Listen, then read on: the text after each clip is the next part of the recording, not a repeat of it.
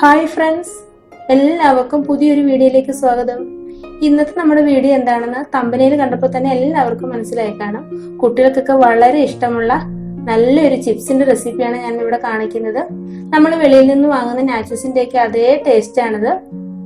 മെയിനായിട്ട് നമ്മൾ ഒറ്റ ഇൻഗ്രീഡിയന്റ് വെച്ചാണ് ഈ ചിപ്സ് ഉണ്ടാക്കുന്നത്. വളരെ പെട്ടെന്ന് തന്നെ നമുക്ക് ഉണ്ടാക്കാവുന്നതാണ് ഈ ചിപ്സ്. അപ്പൊ നമുക്ക് നേരെ വീഡിയോയിലേക്ക് പോകാം. വീഡിയോയിലേക്ക് പോകുന്നതിന് മുമ്പ് എന്റെ ചാനൽ ആദ്യമായിട്ട് കാണുന്നവരാരെങ്കിലും ഉണ്ടെങ്കിൽ ഒന്ന് സബ്സ്ക്രൈബ് ചെയ്തേക്കണേ. അപ്പൊ സബ്സ്ക്രൈബ് ചെയ്യുമ്പോൾ തൊട്ടടുത്തൊരു ബെൽ ബട്ടൺ കാണാം. അതിൽ ഓൾ എന്ന ഓപ്ഷൻ ഒന്ന് ഇനേബിൾ ചെയ്ത് വെക്കുക. അപ്പൊ ഞാനിടുന്ന വീഡിയോസ് ഒക്കെ നിങ്ങൾക്ക് അപ്പോൾ തന്നെ കിട്ടുന്നതായിരിക്കും. അപ്പൊ നമുക്ക് നേരെ വീഡിയോയിലേക്ക് പോകാം. ആദ്യം തന്നെ നമുക്ക് കുറച്ച് വെള്ളം ഒന്ന് തിളപ്പിച്ചെടുക്കണം. ഞാനൊരു കടായിലേക്ക് 1 കപ്പ് വെള്ളം ഒഴിച്ചു കൊടുക്കുന്നുണ്ട്. കൂടെ തന്നെ കുറച്ച് ഉപ്പ് അതിലേക്ക് ചേർത്ത് കൊടുക്കുന്നുണ്ട്. ഈ ഉപ്പ് നമുക്ക് നന്നായിട്ടൊന്ന് ഇളക്കി ചേർത്ത് കൊടുക്കാം. എന്നിട്ട് നന്നായിട്ടൊന്ന് തിളപ്പിച്ചെടുക്കണം വെള്ളം. ഇപ്പൊ നമ്മുടെ വെള്ളം നന്നായിട്ടൊന്ന് തിളച്ചു വന്നിട്ടുണ്ട്. ഇനി ഇതിലേക്ക് നമ്മുടെ മെയിൻ ഇൻഗ്രീഡിയന്റ് ആയ അരിപ്പൊടിയാണ് ചേർത്ത് കൊടുക്കുന്നത്. അരിപ്പൊടി നമുക്ക് വറുത്തതോ വറക്കാത്തതോ ചേർത്ത് കൊടുക്കാം. പക്ഷെ വറുത്ത അരിപ്പൊടി എടുക്കുന്നതായിരിക്കും ഏറ്റവും നല്ലത്. അപ്പൊ ഈ അരിപ്പൊടി ചേർത്ത് കൊടുത്തിട്ട് നന്നായിട്ടൊന്ന് ഇളക്കി യോജിപ്പിച്ച് ഈ പൊടിയെല്ലാം നന്നായിട്ടൊന്ന് ഈ വെള്ളവുമായിട്ട് നന്നായിട്ടൊന്ന് മിക്സ് ചെയ്തെടുക്കണം. ഞാൻ 1 കപ്പ് അരിപ്പൊടിക്ക് അതേ അളവിൽ തന്നെ വെള്ളമാണ് എടുത്തിരിക്കുന്നത്. ചിലപ്പം ചില അരിപ്പൊടിയുടെ വ്യത്യാസം അനുസരിച്ച് വെള്ളത്തിന്റെ അളവ് കുറച്ച് കുറവോ കൂടുതലോ വരാം. അതിനനുസരിച്ച് വെള്ളം തിളപ്പിച്ച് ഒഴിച്ചു കൊടുക്കണം. അപ്പൊ നമുക്ക് നന്നായിട്ടൊന്ന് ഇളക്കി നന്നായിട്ട് മിക്സ് ചെയ്ത് കൊടുത്തിട്ട് ഫ്ലെയിം ഓഫ് ചെയ്തിട്ട് ഒരു 5 മിനിറ്റ് ഒന്ന് അടച്ചു വെച്ച് കൊടുക്കണം. അപ്പൊ നമ്മുടെ മാവൊക്കെ നല്ല സോഫ്റ്റ് ആയിട്ട് കിട്ടും.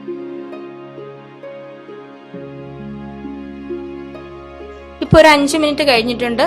ഞാൻ നമ്മുടെ മാവ് വേറൊരു ബൗളിലേക്ക് മാറ്റുകയാണ്. ഇപ്പൊ ഒരു ചെറിയ ചൂടുണ്ട്. ഇനി നമുക്ക് കൈ ഉപയോഗിച്ചതിന് നന്നായിട്ടൊന്ന് കുഴച്ചെടുക്കണം. നല്ല സ്മൂത്ത് ആയിട്ട് നല്ല സോഫ്റ്റ് ആയിട്ട് തന്നെ കുഴച്ചെടുക്കണം. വേണമെന്നുണ്ടെങ്കിൽ 1 സ്പൂണ് ഓയിൽ ഒഴിച്ചു കൊടുക്കാവുന്നതാണ്. ഞാനിപ്പോ ഓയിലൊന്നും ഒഴിച്ചു കൊടുത്തിട്ടില്ല. അല്ലാതെ തന്നെ നന്നായിട്ടൊന്ന് കുഴച്ചെടുത്താൽ മാത്രം മതി. കണ്ട് ഈ ഇതേ ഒരു രീതിയിൽ കുഴച്ചെടുത്തിട്ടുണ്ട്. ഇനി നമുക്ക് അതിൽ നിന്ന് കുറച്ച് മാവ് ഇതേപോലെ എടുത്തിട്ട് കയ്യിൽ വെച്ച് ഒന്നുകൂടി ഒന്ന് ബോളാക്കി മാറ്റിയിട്ട് ഒന്ന് പരത്തിയെടുക്കണം. പരത്തിയെടുക്കുന്നതിന് മുമ്പ് തന്നെ നമുക്ക് കുറച്ച് അരിപ്പൊടി ഒന്ന് സ്പ്രെഡ് ചെയ്ത് കൊടുത്തിട്ട് വേണം നമ്മളിത് പരത്തിയെടുക്കാന്. അപ്പൊ നമുക്ക് പെട്ടെന്ന് തന്നെ ഇത് പരത്തിയെടുക്കാൻ പറ്റും.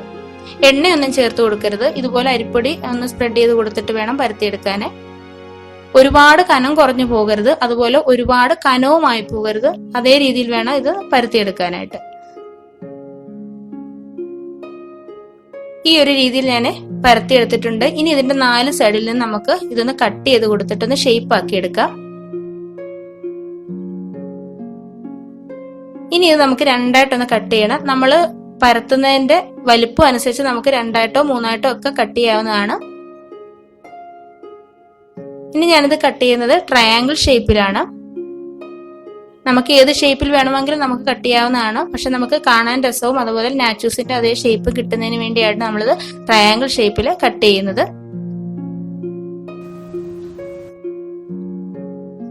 ഇതേപോലെ കത്തി അങ്ങോട്ടും ഇങ്ങോട്ടും ഒന്ന് ചരിച്ചു വെച്ച് കട്ട് ചെയ്തിട്ട് നമുക്ക് പെട്ടെന്ന് തന്നെ ഇത് കട്ട് ചെയ്ത് മാറ്റാവുന്നതാണ്. അപ്പൊ അടുത്തത് ഞാൻ ഇതേപോലെ തന്നെ കട്ട് ചെയ്ത് വെച്ചിട്ടുണ്ട്. ഇനി നമുക്കിതൊരു പാത്രത്തിലേക്ക് മാറ്റാം. ഇതിങ്ങനെ ഒരുപാട് നേരം നമ്മൾ കട്ട് ചെയ്തിട്ട് വെളിയിൽ ഇങ്ങനെ വെച്ചേക്കരുത്. കാരണം ഇത് ഉണങ്ങിപ്പോകും. കട്ട് ചെയ്തിട്ട് പെട്ടെന്ന് തന്നെ നമുക്കിത് ഫ്രൈ ചെയ്തെടുക്കേണ്ടതാണ്. അപ്പൊ നമുക്കിത് ഫ്രൈ ചെയ്തെടുക്കാം. അപ്പൊ നമുക്ക് ഫ്രൈ ചെയ്യാൻ ആവശ്യമായിട്ടുള്ള എണ്ണ ഇവിടെ ചൂടായിട്ടുണ്ട്. എണ്ണ നന്നായിട്ട് ചൂടായ ശേഷം മാത്രമേ നമുക്ക് ഇതിലേക്ക് നമ്മൾ കട്ട് ചെയ്ത് വെച്ച പീസസ് ഇട്ട് കൊടുക്കാവൂ. അതുപോലെ എണ്ണ നന്നായിട്ട് ചൂടായ ശേഷം ഒരു മീഡിയം ഫ്ലെയിമിൽ ഇട്ട് വേണം ഇതിലോട്ട് ഇട്ട് കൊടുക്കാനായിട്ട്. അല്ലെങ്കിൽ അത് പെട്ടെന്ന് അങ്ങ് കരിഞ്ഞു പോകും. അപ്പൊ ഓരോന്നായിട്ട് ഇതുപോലെ നമുക്ക് ഇട്ട് കൊടുക്കാം. ഒന്നിച്ചിട്ട് കൊടുക്കരുത്, ഓരോന്നായിട്ട് വേണം ഇട്ട് കൊടുക്കാനേ. അപ്പൊ കുറച്ച് ഞാൻ ഇട്ട് കൊടുത്തിട്ടുണ്ട്. ഇത് നമുക്കൊരു മീഡിയം ഫ്ലെയിമിലിട്ട് ഒന്ന് ഫ്രൈ ചെയ്തെടുക്കണം. പിന്നെ ഇത് ഇട്ട് കൊടുത്തിട്ട് ഉടനെ എങ്ങും ഇതൊന്ന് തിരിച്ചിടാൻ ശ്രമിക്കരുത്. ഒരു 2 മിനിറ്റ് കഴിഞ്ഞതിന് ശേഷം മാത്രമേ ഇത് തിരിച്ചിടാൻ ശ്രമിക്കാവൂ. പിന്നെ ഇതിനകത്ത് ഒരുപാട് ഇട്ട് കൊടുക്കരുത്. കാരണം നമ്മൾ ഇതൊന്ന് ഇട്ടതിന് ശേഷം ഇത് ഒന്നുകൂടി ഒന്ന് വലുതാവും. അപ്പം ഒരുപാട് ഇട്ട് കൊടുക്കരുത്. നമ്മുടെ ഈ എണ്ണയ്ക്കകത്ത് നല്ല സ്പേസ് വേണം. അതുപോലെ വേണം നമ്മൾ ഇത് ഇട്ട് കൊടുക്കാനായിട്ട്. ഇനി നമുക്ക് മീഡിയം ഫ്ലെയിമിലിട്ട് ഇതൊന്ന് തിരിച്ചു മറിച്ചിട്ട് ഒന്ന് ഫ്രൈ ചെയ്തെടുക്കാം. ഒരുപാടങ്ങ് ഗോൾഡൻ കളർ ആവേണ്ട ആവശ്യമില്ല, ഈ ഒരു രീതിയിലായാൽ മതി. ഇപ്പൊ നമ്മുടെ ചിപ്സ് ഒക്കെ ഫ്രൈ ആയിട്ട് വന്നിട്ടുണ്ട്. നമുക്കൊന്ന് കോരിയെടുക്കാം. എന്നിട്ട് എല്ലാം ഇതേപോലെ തന്നെ ഒന്ന് ചെയ്തെടുക്കാം.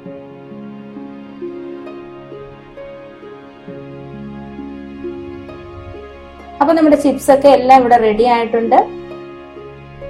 ഇനി നമുക്ക് ഇതിനു വേണ്ടിയുള്ള മസാല തയ്യാറാക്കണം. അപ്പൊ ഞാനൊരു ബൗളിലേക്ക് 1 സ്പൂണ് മുളക് പൊടി ചേർത്ത് കൊടുക്കുന്നുണ്ട്. ഇത് കാശ്മീരി മുളക് പൊടിയാണ്. കൂടെ തന്നെ 1/2 സ്പൂണ് ചാട്ട് മസാലയാണ് ചേർത്ത് കൊടുക്കുന്നത്. ചാട്ട് മസാലയൊക്കെ ചേർത്ത് കൊടുക്കുമ്പോൾ നമ്മുടെ കറക്റ്റ് നാച്ചോസിന്റെ ഒരു ടേസ്റ്റ് നമുക്ക് കിട്ടും. കുറച്ച് ഉപ്പും കൂടി ചേർത്ത് കൊടുക്കുന്നുണ്ട്. ഉപ്പ് വളരെ കുറച്ച് മാത്രം ചേർത്താൽ മതി. ഇനി ഇതിലേക്ക് ചേർക്കുന്നത് നമ്മുടെ സീക്രട്ട് ഇൻഗ്രീഡിയന്റ് ആണ്, മാഗി മസാലയാണ് ചേർത്ത് കൊടുക്കുന്നത്.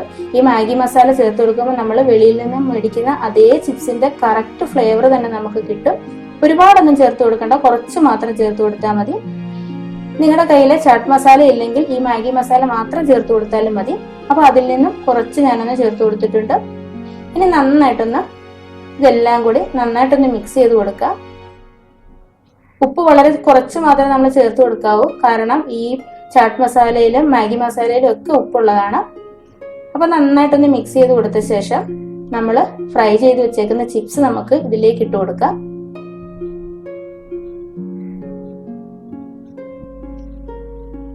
അപ്പൊ ചിപ്സ് എല്ലാം ഞാൻ ഇതിലേക്ക് ഇട്ട് കൊടുത്തിട്ടുണ്ട്.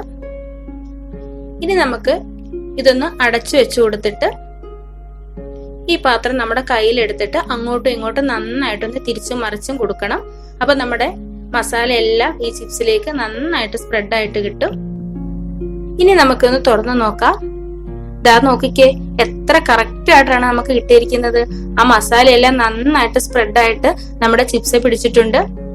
നല്ല ടേസ്റ്റുമാണ്, നല്ല ക്രിസ്പി ആയിട്ടാണ് ഇത് കിട്ടിയിരിക്കുന്നത്.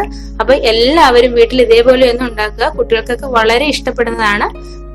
അപ്പൊ ഇന്നത്തെ വീഡിയോ എല്ലാവർക്കും ഇഷ്ടമായെന്ന് വിചാരിക്കുന്നു. വീഡിയോ ഇഷ്ടമായെങ്കിൽ ലൈക്ക് ചെയ്യാനും ഷെയർ ചെയ്യാനും കമന്റ് ചെയ്യാനും ചാനൽ സബ്സ്ക്രൈബ് ചെയ്യാനും മറക്കരുത്.